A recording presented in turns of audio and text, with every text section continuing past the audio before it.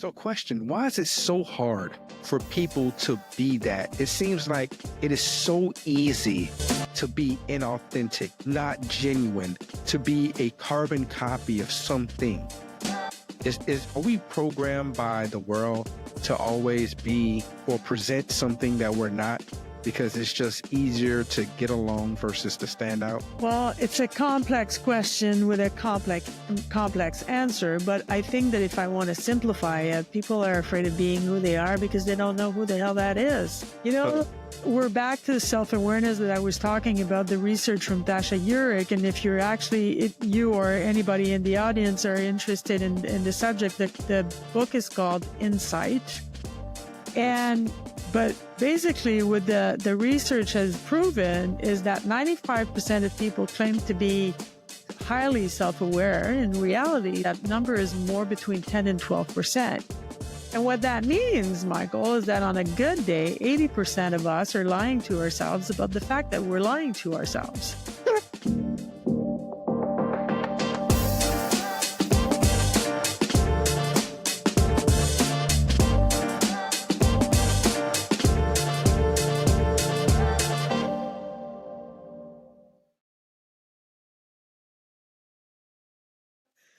I so rarely wear makeup.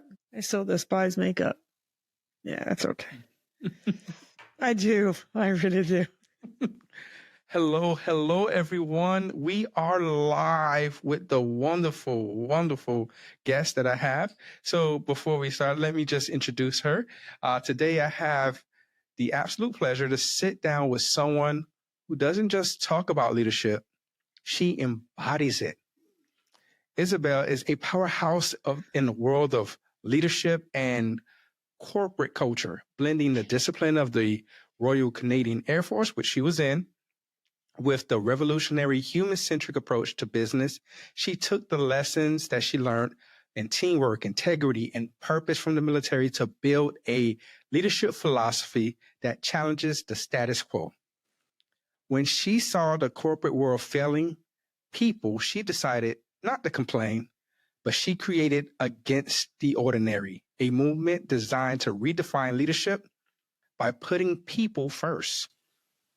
Through her work, her speaking, and the Human Leader live stream, she provides the best teams aren't just built by their strategy alone. They're built by understanding the human behind the role. Isabelle, welcome to the show. You're so sweet. Thank you. It's always very humbling to hear my bio being read back to me. I always feel so ancient. No, not at all. No. I'm kidding. No. Seriously, I'm kidding. Yeah, you're accomplished.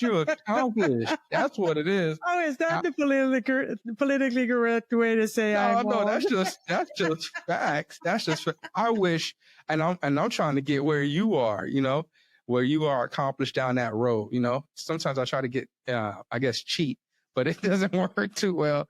You got to go through the hard struggle sometimes. So yeah. Well, thank you for having me. It's a pleasure to spend my Friday night with you. Yeah. Thank you, guys. Hey, welcome to not Momentum Mondays, but Unfiltered Fridays, guys. If this is your first time, please subscribe, like, and share this video because we're about to get in the crust of things.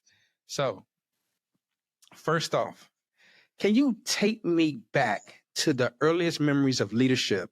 Not necessarily that you was in the military or the corporate world, but the first time in your life where you felt the weight of responsibility, where you had to step out even when you wasn't ready. Oh my God. In a professional setting or in my life in general? As you want to tell it. In my life in general, it was more than likely when I was in the Air Cadets as a very young teenager.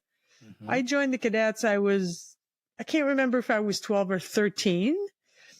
And by the second year, I was already in a leadership position and wow. doing leadership training. And I was already in charge of my section and I was already teaching. So that's one of the reasons why I'm pretty good at public speaking is because I've been doing it for 4 decades. So yeah, that would be it. That would be in the Air Cadets. And I don't know how it is anymore. I mean, I was in the 1980s. Mm-hmm. So I don't know how it works anymore, but I strongly urge any parents listening out there to put their kids in any kind of organization. Obviously not not all of them are good, but not all of them are bad either. So like pick the one that you can research and you get a good gut feeling about, who's leading them, because being part of an organization like that at such a young age will teach you a lot of life skills. Wow. Okay. Yeah. So See, that would be my answer. The Air Cadets when I was Air very, Cadet. very, very young. See, a lot of my friends through my high school years, they call it the JROTC in America. They have in high schools, and a lot of them who were part of the JROTC, they joined the Army. Mm-hmm. And it was very, very disciplined. And it did teach them a lot of good skills. So you're 100% right about that. You have spent years in the Royal Canadian Air Force, 10, as you told me, where leadership isn't just a concept, it's a necessity, right? Yeah. So what was a single moment that defined lessons from your time there that still influence you today? It was a boss. I was a rookie private, and it was a new sergeant getting to the squadron. Uh-oh. And her first day, she could tell I was a teenager. I was 17. I wasn't even legal drinking age. I could serve my country, but I can drink alcohol. And she could tell, she was in her mid 30s at the time, and she could tell that I was a pretty headstrong, hot-blooded person. Mm-hmm. And she introduced herself, and not by rank, by first name. She asked my first name, even though she knew it. She still gave me the opportunity to actually introduce myself.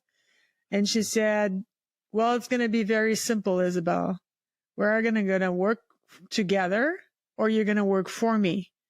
And the decision is yours. I like that. I like that. Either we're going to work together or you're going to work for me. Yo. Yeah, and the decision is yours. Profound. Yeah. And I'm still friends with her. So I guess you chose to work with her. I loved her. I loved her. Yeah. And I still do. Yeah. Yeah. So did she ever tell you where that came from? No, I never asked. It never dawned on me to ask. At the time, I didn't have the wisdom to ask. And after, it was just, for me, it was just, I think it was her personality. And it wasn't really hard to see that I was headstrong and that I could potentially be troublesome.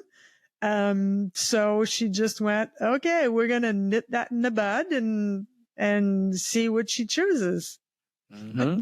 and that's really profound. Like it's a term in the South in the United States where they say you can catch more bees with honey than you can with molasses. Or yes, yeah. It's just crazy how she probably saw that you're very headstrong, and she's like, you know what, I'm gonna come with a sprinkle of kindness, but be very straightforward and direct with you, and that was just enough to win you over. So with that said, do you find it very difficult? You seem very personable, but is that something you had to teach yourself to do, or did it come easy for you? No, it came easy for me. Okay. It's just part of who I am, I think. Yeah. And it's so strange that you're asking this question, Michael, because recently I read this research by an American organizational psychologist. Her name is Tasha Eurich. She wrote a book called Insight, and she led the biggest study on self-awareness in the world. Her and her team read every piece of literature even philosophy about self-awareness that was ever written. They interviewed close to 5,000 people, and there was 4 criteria to determine whether somebody was actually highly self-aware or not. And what came out of that study is out of close to 5,000, they only found 50 that fit all 4 criteria. So And they were so rare, the team started calling them unicorns. Okay. And 2 of the categories that they needed to actually, I'll say, test positive is they needed to have a very good sense of who they were, but they also had to have a really good sense of what other people thought of them, how they were perceived by others. And strangely enough, I'm extremely self-aware when it comes to me knowing who I am, but I honestly don't have any idea what people think of me. And half of that is because I don't care. You know, and I truly don't mean that in a bad way. No. I know. And you know, I used to panic myself because I used to always care what people think of me. And one of my female friends, she told me about this book. What people think about me is none of my business. Yes. And I was like, yo, after reading that book, it freed me. Yeah. Like literally freed me, because I was like, it really does. It's none of my business what they think about. No, because like, I it's can't not change about it you. anyway. Yeah, it's not about me. No. And it's crazy to even think that, right? So yeah, it's because we have it in psychology. We call them cognitive biases, and there's more than 180 of them, and we all have them. We can't. They're ingrained inside of your brain, and they're based on a whole bunch of different things. So the way that you react to me is about you. It says something about you. It doesn't say anything about me. Maybe I'm triggering you. Maybe I look like the aunt that you didn't like. Maybe I express myself in a way that bothers you, but it has nothing to do with me. But you know what? The difficult thing about that is the opposite is also true. If you look at me and you go, oh my goodness, this person is so freaking awesome. It's just because you see the best of yourself in me. Is because there are qualities that I have or that you recognize in me that you also possess or value, or both. So in both cases, it has nothing to do with me. So when people think that I'm, the shyest star in the world, I go, well, I'm glad you see it that way. Yeah. But I don't take that personally because it has nothing to do with me. So question, do you find it that this generation talks a lot about energy? Everyone says, if the energy in the room is not right. And sometimes I'm very logical in my approach. And I come to find, like, what do they mean by that? And everyone I ask that constantly says, just read the energy. I'm like, what are we reading? And then they can't define it either. So so does that correlate with what you're saying when I guess the energy is talking about like how we see or perceive someone with their non-verbals? That's a very good question. I think that the energy of a room is good when everybody in the room is aligned. It's as if everybody's antenna is pointing in the same, not right, because there's no right, there's no wrong, but they're pointing in the same direction. And sometimes somebody is going to come in and their antenna is not wrong. They're just pointing sideways. And, everybody goes, oh, okay. So the energy just shifted. Okay. It's just a matter, we call it energy, but it's just a matter of alignment. Okay. Right? So if I was in a room, I'll use someone dead just to make sure I don't get in trouble. if I'm having the biggest party and everybody's having a grand old time and we're laughing and we're, having fun and Hitler walks in, perhaps he's going to damper the mood. You know what I mean? Yeah. So then now you just understood what energy is. Some people have their presence is heavy. Well, maybe it's heavy for you and it's not for the next door neighbor. But if in the group of people, everybody's energy is aligned and somebody comes out and their energy is out of whack in comparison, well, then, everybody needs to readjust kind of a thing. Okay. Make sense? Yeah, it does. Oh, so from one of our guests, his name is Michael. He has a question for you. Wow. Hi, Michael.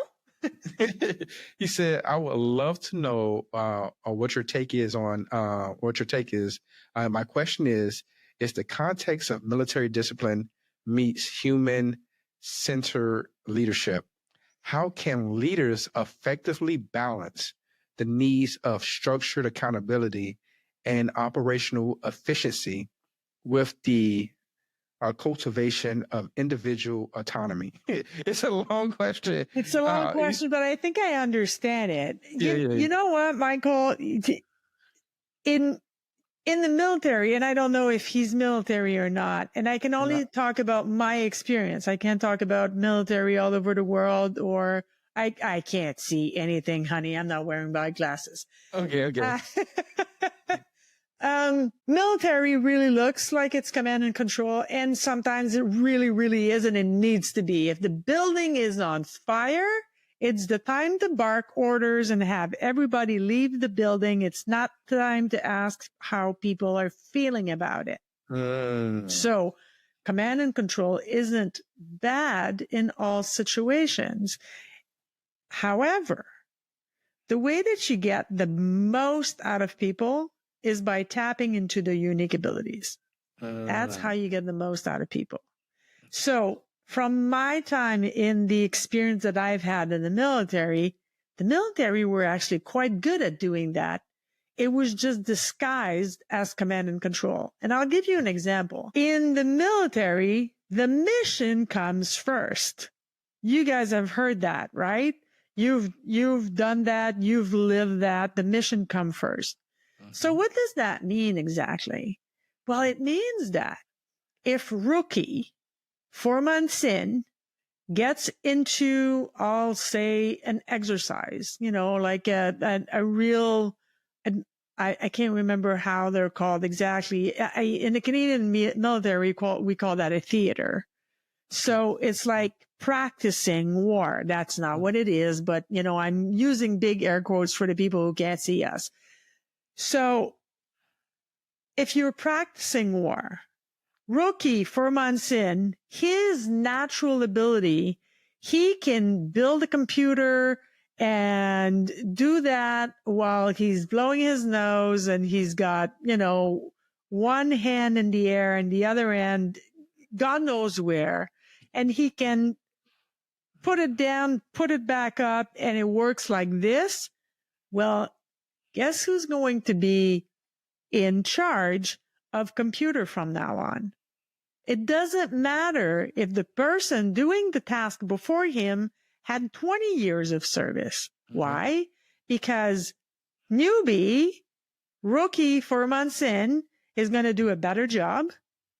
He's going to be more efficient, more productive, and therefore the mission benefits. And that is what the military is absolutely phenomenal at. Because what that does is there's no room for ego. It's the mission comes first. Does that apply all the time on every level? No, of course not. But most of the time, that is what tapping into unique ability means. In the corporate world, they don't do that because there's ego and there's a lot of room for ego. Yeah, but I was there. I've been doing that job for 15 years. Yeah, but honey, if you suck at it, we're going to give it to, You know what I mean? Yeah. Yeah. And when you tap into your unique abilities of people, imagine, I call that the dinner table effect. Imagine how you show up at your dinner table. When you know exactly what it is that you contribute to a team, how you contribute to that team, what is it that makes you unique and special and valuable for that team? How are you showing up at home? You're showing up present, happy, fulfilled. You feel seen, heard, and valued because you are, in fact, seen, heard, and valued. Right. Yep. So you are better for your spouse. You are better for your kids. And that has a ripple effect in their lives outside of you. So it's just a snowball. So you said something very, very interesting, right? You was talking about the corporate world and how they see people. And that goes like into my next question where, you've seen the corporate world, how it operates on every person for themselves mentality, right? Instead of just accepting that, you made a choice to change it. What was a particular moment or breaking point, like, where you was like, I got to create something different. Like, I can't do this. Oh, I'm going to try to stay very, very, very polite because he's still alive. I've had the worst boss. I was in my late 30s, early 40s, and this gentleman, and I'm being very wary of the language that I use, was already in his 60s. And that man had made $1 million in the either late 1970s or early 1980s, when $1 million was a lot of money. And I mean, come on, it's still a lot of money, but back then it really was a lot of money. I mean, you could buy an island and live on it for the rest of your life with $1 million. And he was a liar, a cheater. He cheated everybody, his employees, his clients. He was an egomaniac. He was money driven, which there's nothing wrong with that. His his morals were a figment of our imagination. and yet in the business world, he was, as far as money was concerned, he was extremely successful. And that shifted my mindset. Because at the time, I come from a military family. There are no entrepreneurs in my family tree, not on my dad's side. And I thought at the time, I was wrong, but I thought it was a God-given talent and I didn't have it. I didn't think that I could learn it. I didn't think that there were tools out there, and I didn't know that there were people to help me have these tools. And long story short, he sent me to save a client, and long weekend, Labor Day weekend, made me sacrifice my long weekend to go drive 6.5 hours to go to this godforsaken company's annual golf tournament. I don't play golf. I don't like it. And came back, saved the client upon his request. And a month and a half later, I'm supposed to get dividend from that, the sales that I had done with them. And he said, oh, no. I wasn't giving you the client. I was just asking you to go and do me this favor. And I went, no, that's not what you did. You asked me to go save the client. You told me you were giving me the client, and that's why I accepted to sacrifice my Labor Day weekend. Yeah. He says, oh, no, you must have misunderstood. And I stayed polite, but I did use foul language. And I said, well, you know what, sir? you are a, and I will. Beep, beep, beep, beep, beep, beep. Exactly. It starts with A and it ends with whole. And I quit. And I Wow. walked out of his office. And as I drove to my house that day, and I thought, you know what? I just quit my job. I had no other jobs. I didn't know what I was going to do on Monday. Mm-hmm. And I thought to myself, what the hell did I do? But instead of having a feeling of panic, Mm-hmm. I had a feeling of freedom, and everything that was going through my mind at that time was, if this beep, beep, beep, beep, beep of a man can succeed in business, there's no way in hell I will ever fail. I like that. And So here I question, am. so question with that.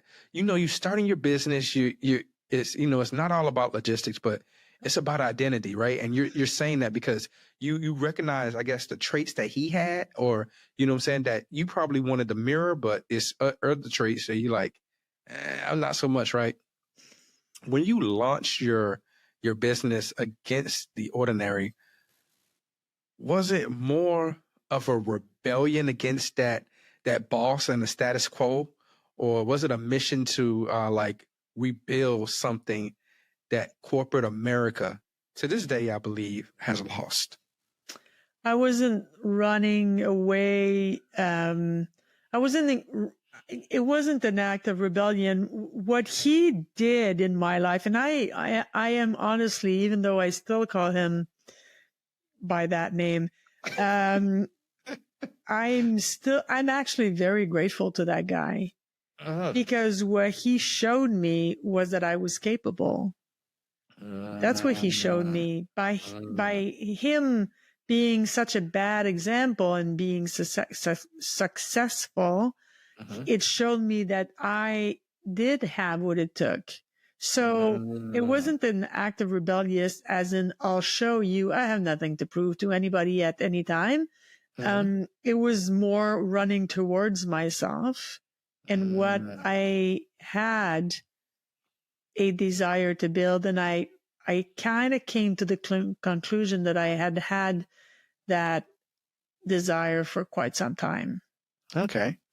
So I ran to myself, basically. See, that's pretty cool. That's pretty cool. So before we get into this, I was going to get into another question, but Mike responded back. He said, that sounds great. Balancing the operational with command and control, mission command. He said it really utilized individual strengths to enhance mission. And he just very appreciative. Basically, he said, I love it. I love your answer. So thank you, Mike. Thank you. Reach out, Mike. Yeah. Hey, Mike Scott, please reach out. She said, reach out to him. Reach out. I'd love to hear from you.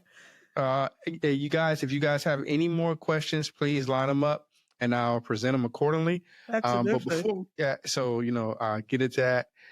He's like, I came across a quote, researching you, and it says, it's from Mel Roberts. And I love her, by the way. It's not Robert, sorry, Robin, sorry.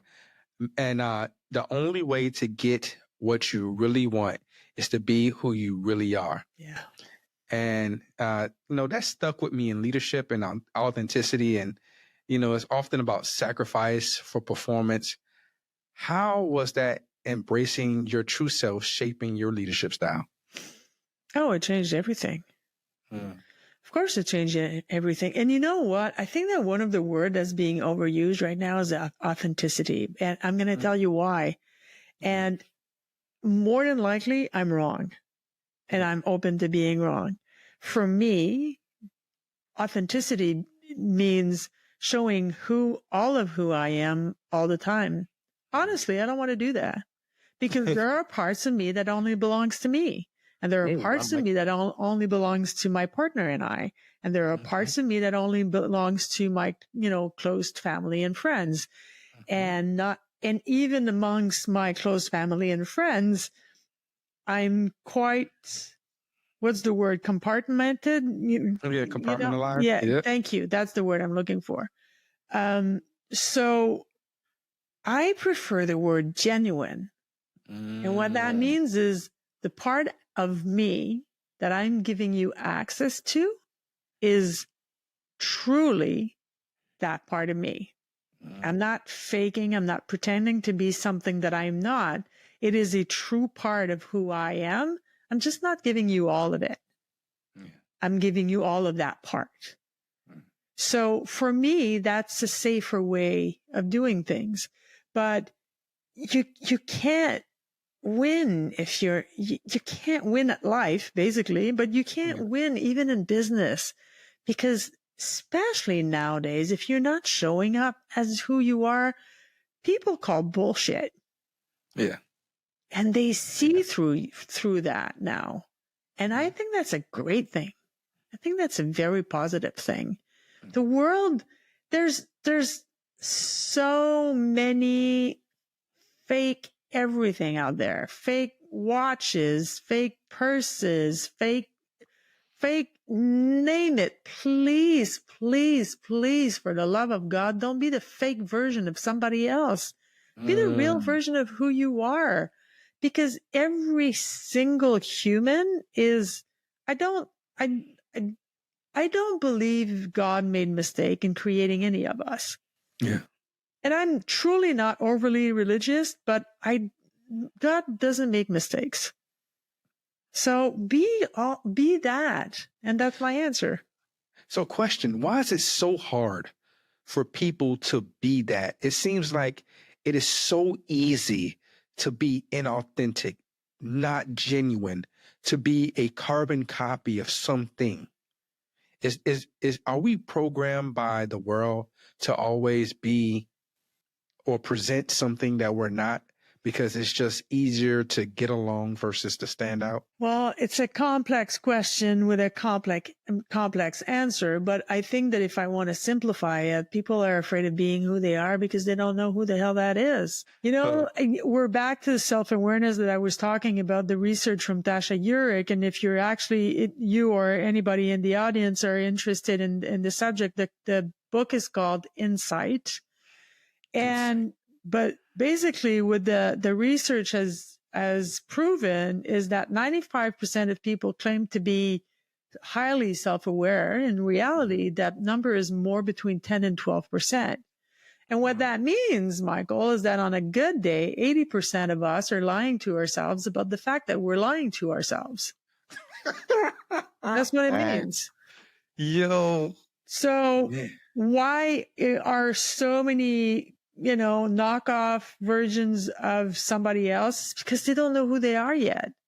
And it takes an insane amount of time, an incredible amount of humility, and a gazillion% of self-love and self-acceptance to actually start beginning to be who you are.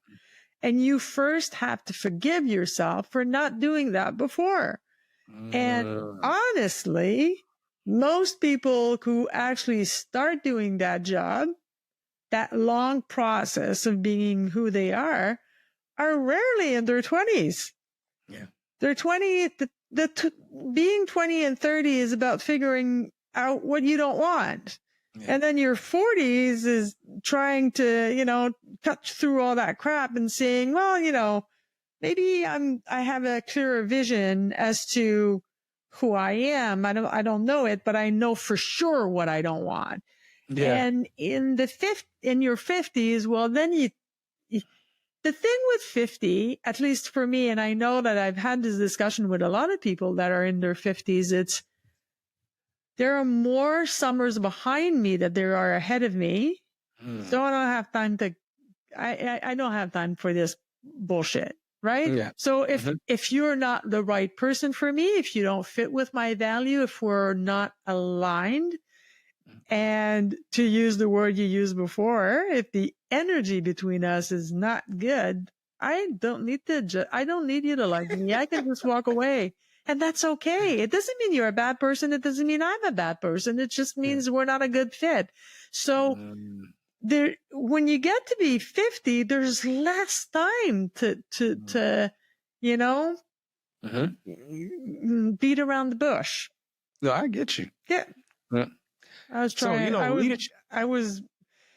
I caught myself before I said something. It's all good. Hey, feel free to say what's on your mind. Feel free to I know say what's on your YouTube mind. is very picky about certain words. Yeah. Leadership is often defined in the quiet moments, and I especially seen that in my life. Times when no one sees the personal battles that shape you, from family passing away to situations that you got to deal with. Was there ever a time where you felt lost in your own leadership journey? And how did you navigate back? Several times. I'm hesitating between the first time and the last time. I'll say the last time because it's the memory is fresher in my mind. I owned a gym for a decade, sidelined to what I'm doing now, just, because I had a lot of energy and I need to be entertained. And my sister-in-law committed suicide. Oh, wow. And I had to deal with that, be the support system, help plan funeral for a 45-year-old healthy woman while still having to talk at a conference and give Pilates courses. And so for me, the best way out is through. So as far as the conference is concerned, what I ended up doing is I walked on stage and I said, I am not at the top of my game because somebody, I didn't say who it was, but somebody close to me committed suicide 3 days ago. But I chose to be here because I want to honor your time. Wow. And it basically started with a standing ovation because I think that the best way, and I say that to my leaders, the leaders that I work with all the time, the best way to get trust is to give it. So I trusted that audience that night to take me as a human being who has just been hit by a 2x4 right in the gut, but decided to, stand in her responsibilities and her commitments and just do what needs to be done because life goes on. And I got a question with that. Like, I find it sometimes it's very difficult to be, just in my own life, to be very vulnerable in that way. Because a lot of times when you're vulnerable to people, they take it as a sign of weakness. Yeah, I don't think so. And so have you experienced that in your line of work, in your career? I used to think the exact same way. Now I don't think so. I think either vulnerability or the way that vulnerability is shown now is seen as strength and courage. And anybody in my life or even my professional life who would think that me being vulnerable and showing my vulnerability is a sign of weakness, well, they just can walk away. It's okay with me because I don't want to be surrounded by these people. I want to be surrounded by real people that have flaws and that have quirks and that have purple hair. No, but you know what I mean? And in my experience as a leader and as a leadership coach, sometimes even telling your team, yeah, I don't have the answer to that. Let's figure it out together is not only being humble, which is one of the 3 pillars of leadership or of good leadership for me, but it is also empowering your team. because you're trusting them to find the answer and the solution with you. So again, we're back to feeling seen, heard, and valued. Yeah.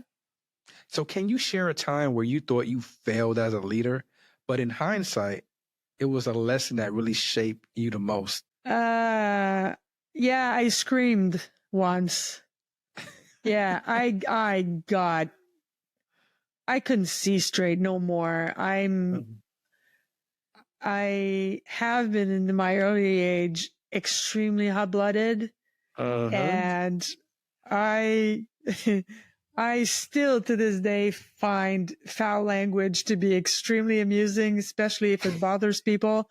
So, but this time it was overboard. It was a $5,000 punishment for a $50 crime. And A, the person didn't deserve it. And B, it was beneath me. And that's the lesson, is I am better than that. I am better than using that tone of voice with anybody. And I have, I know like you guys are hearing, with the mic and stuff. So it's not exactly the same thing as real life, but in real life, I have an extremely, not loud as in obnoxious, but like my voice carries. And even with my partner, when we started dating, the very early phase of our relationship, one time he said, "Don't scream at me." I said, "Oh, honey, I'm not screaming. You haven't heard me scream. If you hear me scream, you'll be scared. It's just, that's my voice. It carries." But that person, I literally yelled at her. And that, it wasn't right for her, but it was beneath me. Yeah. So I've never done that again. It's funny how you talk about that. And I think about, people and then just leadership in general, like, how we chase success as if it was a destination, something that we're going to go to. But I think how you expressing yourself as a leader is more of an evolution process. If I can ask you, Isabelle, 10 years ago to define success, how would you define it differently than you do now? 10 years ago, I think success was by what other people thought I had accomplished. Now, success for me is freedom. Is having the freedom to work anywhere in the world as long as I have Wi-Fi, and having the freedom to say, you know what, they're calling for minus 20 degrees. I live in Canada. We're in Celsius. Guys, the rest of the world is in Celsius. If you're in the U.S., get used to it. Just take take the thingamajig that I would take to put it in Fahrenheit, and you do it. So they're calling for minus 20 degrees. I'm going to go to Mexico for 3 weeks because I don't want to deal with this crap. That's what success is now, is I don't need 8 gazillion followers on LinkedIn or Facebook or Twitter or whatever. I'm not even on Twitter. I don't need $17 billion in my bank account. I would more than likely not know what to do with it. I want freedom. Freedom is what is the most important thing in my life. I am blessed and privileged to live in a free country. Not everybody in the world gets that. And that's for a damn shame. And I'm going to use and abuse that freedom as much as I can. Yeah. No, I agree. And you know what? The strange thing is when you don't make money your mission, it comes. That is very true. Like even for me doing this podcast, I love it. I love interviewing people. I take notes from what people say, and then also apply it to my own life and my own journey. And it does help me so freaking much. So yeah, I totally agree. You know, you once said that, truth be told, I'm I'm not that adventurous, but you won't. I guess how to say it. You wouldn't have guessed that when looking at you and how you approach things and how you say. So, you know, You that's really such do an your interesting research. contradiction. I do, I I have to, really I do. have to. I'm I impressed. I thank you for that. I feel very honored. Thank you. Hey, no problem. I know I need to hire somebody shortly to help me as I do research so I can do more, right? um, what does the adventure mean to you? And not just in the external sense, but and you kind of elaborated on it. You said success it equals freedom. How do you take risks, challenge those norms, and push those boundaries in leadership in your business, especially talking with new entrepreneurs who think, "Hey, I got the thing figured out," and you like, chill. In my personal life, well, actually, in both my personal and my professional life, I'm allergic to the status quo. And Mm, once I've got everything figured out in a job and I can do it with my eyes closed, mhm, without having to wake up intellectually, then it's time to move on. mm, That's basically you and I were talking off air, and that's basically what I was saying about the military. I loved being in the military. It filled my sense of purpose, my sense of duty, my sense of service. That's mhm, three things that are extremely important for me. But I was getting bored with the job, the actual day to day job. I still mhm, love the uniform and I still love to serve my country, but it's just I didn't know what I was going to do. I couldn't do that job for another decade or two. mhm, Um, so it was the same thing with my gym. It's once that I, I once had to replace a teacher for a fitness class 6 days post major surgery, and I didn't even break a sweat. Intellectually, I knew the job inside and out, and I knew how to do everything inside and out. And for me, just being in something that I'm extremely good at and staying there is just not good enough because I'm not learning mhm. anything anymore. So I kind of like to put myself in danger when it comes to learning things. Gotcha. The reason, if I remember the interview correctly, the reason I said I'm not adventurous is because like I'm not going to go, you know, climb Everest. I'm not interested. I am not going to go white water rafting in, Mhm.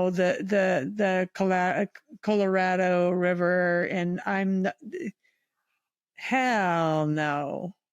He- hell no. And you know what? Since you're in the military, I'm going to tell you a joke if we have time. Yeah, yeah. So what does I have to remember it properly though. What does the army guy um what does he do if he finds a cockroach in his tent? So he'll get rid of the cockroach. Okay, so what does the Navy guy do if he finds a cockroach in his tent? Well, he's going to get rid of the cockroach. What does the Air Force do when he finds a cockroach in his tent? He calls room service and says, "Why is there a tent in my room?" So that now you just understood why I was Air Force. I'm not interested in sleeping outside, and I'm not. Give me a Yeah. bed. Give me a bed. Room service, please. Yes, Yep. I'll have the $17 million hamburger. Yeah. I'm and please make sure the fries are still warm when you get to my room. So Yeah. yeah. No, no, Chelsea, it's the same way. I remember my uncles all served in a branch of the military, and they just very candid with me one time when they came down. It was like, "Hey, I heard you was thinking about joining the military." And I'm like, "Yeah," and he's like, "I was a Marine. I hated it. Your uncle was Army. He hated it. Your other uncle was Navy." And he said, "Your Uncle Charles, he's the only one who was successful, and he was in the Air Force." He said, so we stupid, join the Air Force. And I'm like, all right. So that's why I joined the Air Force, because my Uncle Charles Good was very boy. successful. Yeah. Smart person. That's yeah. right. And I had some uncles that was very candid with me. So it helped a lot. It helped a lot. Yeah. I think I don't know if it's that way in every military in the world. I wouldn't begin to pretend to know that answer, but I think as a whole, people in the Air Force are a little bit more relaxed, a little bit more chilled. You know, we're still going to get down to business and do the thing, but I mean, is it really necessary to sleep in swamp? Like, can we just go back to the hotel?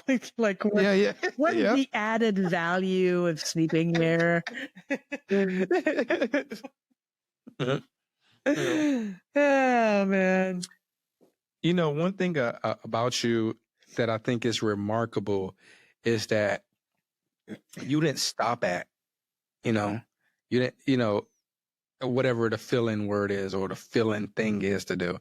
You didn't stop and get comfortable. And I find that very, very revealing of who you are as a person. And I love that attribute about you. If you were to sit down with someone 20 years from now, who would probably impact your work, and who would you really want to sit down and talk to auto, do an autobiography of your life? As a writer, you mean? Yeah, like if you was to sit down 20 years from now with anybody you want, and they had to do an autobiography of your life, who would it be? And why? Dead or alive? Dead or alive. I would say it could be dead. Yeah, they could be gone. My maternal grandmother. She passed. Of course, I have a story behind that. I'm sorry, I don't mean to laugh. It's not actually funny, but God, it's funny. My maternal grandmother. Okay, so sidebar for 1 second. My mother passed away. She was 36 years old. Oh, wow. And I was 5. And my brother was 11 and my brother was 9, and my sister was 11. So fast forward many, many, many years after that, the death of our mother, her mother, my maternal grandmother, passed away in the church at my sister's wedding. So, no, it isn't funny, but it's kind of funny. I'm trying not to laugh. But it's contagious. You're making me laugh. Michael, seriously, you can laugh. It's okay. It's been 20 some odd years. It wasn't fun that day, but now we're all laughing about it. I mean, everybody in the family, because, of course, if the woman was going to die, she was going to die at my sister's wedding, right? So... I can just imagine that. Somebody go, Grandma. Oh my goodness. And you know what? I have to say this out loud because it's so freaking funny. So when my grandmother passed away, my sister had a moment before she married her husband where she thought, like, was Grandma trying to tell me something? Like, is this a sign that I'm not supposed to marry this guy? And she had voiced that on that day to me. She was already married when she said that, but we're kind of having a moment and she said that. And I said, I mean, come on. I mean, I believe in science and stuff, but I mean, seriously, I doubt it, Yeah, that's a hell of a song. 17 years later, my sister's telling me she's getting divorced. And I looked at her and I said, well, I guess Grandma was trying to tell you something. So now you understand the sense of humor of my family. So that's so wrong with it. No, don't laugh. Seriously, it's okay. You're not hurting my feelings. I promise you. So if my grandmother was still alive, first of all, my maternal grandmother was a force to be reckoned with. She had 10 kids, 4 miscarriages, 1 kid that died at 2, my mom that died at 36, her husband died 16 months after. I mean, she's had a really, really hard life. She was born in 1907. She had a grade 2 education. She could barely read or write. And yet the woman never stopped smiling, ever. She never stopped being positive, and she never stopped finding life beautiful, because it is. Yeah. And so if I had anyone that could write about my life, it would be her. But she's, that's not going to happen. Yeah. Yeah. But that would be my wish. Okay. Yeah. That's what's up. So, Isabelle, this has been one of those conversations that reminds us why leadership isn't about titles. It's about impact. As we close, if there's one piece of advice, one lesson, one mantra or piece of insight that could change how someone leads their team, their business, or just be a better freaking human being, what would it be? Individuality really is all it's cracked up to be. So if you haven't figured out who you are yet, just have a crack at it. Try different things. Don't be afraid to make mistakes. You're gonna anyway. And you're already different. Your job is to figure out how and be more of that, because you're already different from everybody else on this planet. And that's such a beautiful thing. Yeah. That's such a beautiful thing. So dye your hair purple, have fun, do whatever feels right to you, follow your guts, and be that great individual that you are. That's how you impact the world. Okay. So the floor is yours. Please tell us where to go for your website, what you got going on, and how can we better your life by being part of your service. Well, thank you for that. My website is called againsttheordinary.org. You want to come and chat with me, that's a great place to start. I hang out on LinkedIn. That's pretty much the only social media that I'm actually invested in. I call it the social media for adults, because I don't see pictures of food, or what I ate last night. And, which is just, people are allowed. It's just not very entertaining for me. I help individuals be better leaders. So whether you're the CEO of a Fortune 500, or whether you're the leader of your family and you want to understand the people that are with you, well, I can help, because that's what I do. That's my superpower. So just reach out. Yeah. That's it. So thank you so much for being a guest on Unfiltered Fridays. We're trying to do an episode every Friday at 7 p.m. And I would love to have you back as a guest. You are simply wonderful. Anytime. You have my email address. Anytime. Okay, will do. So thank you guys. Have a good night. Peace.